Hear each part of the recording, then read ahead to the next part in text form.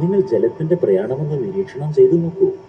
സാഗരത്തിൽ നിന്നും നീരാവിയായി ജലം ആകാശത്തേക്ക് ഉയരുന്നു, പിന്നീട് മേഘമായി മാറി വർഷപാതം ചെയ്യുന്നു, പിന്നെ നദിയായി മാറി വീണ്ടും സാഗരത്തിൽ ചെന്നു ചേരുന്നു.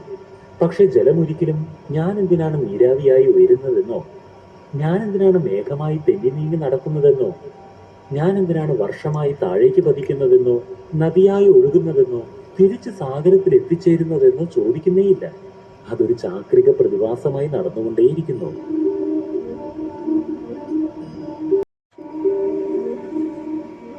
ജലം പല ഭാവങ്ങളിൽ ജീവിക്കുക മാത്രമാണ് ചെയ്യുന്നത്.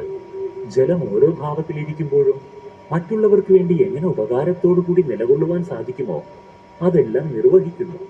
സാഗരത്തിലായിരിക്കുന്ന സമയത്ത് ജലം അതിലുള്ള നിരവധി ജീവജാലങ്ങൾക്ക് ജീവൻ നൽകുന്നു.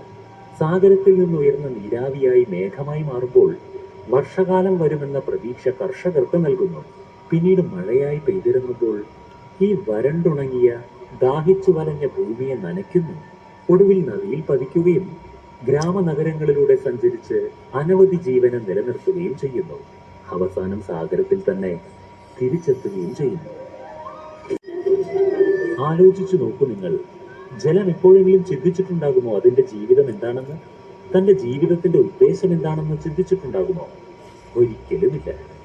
ജലം കേവലം അതിന്റെ ധർമ്മം മാത്രം ചെയ്തുകൊണ്ടേയിരിക്കുന്നു. ജലം ജലത്തിന് സാധിക്കുന്നത് പോലെ എല്ലാവർക്കും ആനന്ദം നൽകുകയും അതിന്റെ ജീവിത ചക്രത്തിലൂടെ പ്രയാണം ചെയ്തുകൊണ്ടിരിക്കുകയും ചെയ്യുന്നു. ഇതുപോലെ തന്നെയായിരിക്കണം നമ്മളും. നാം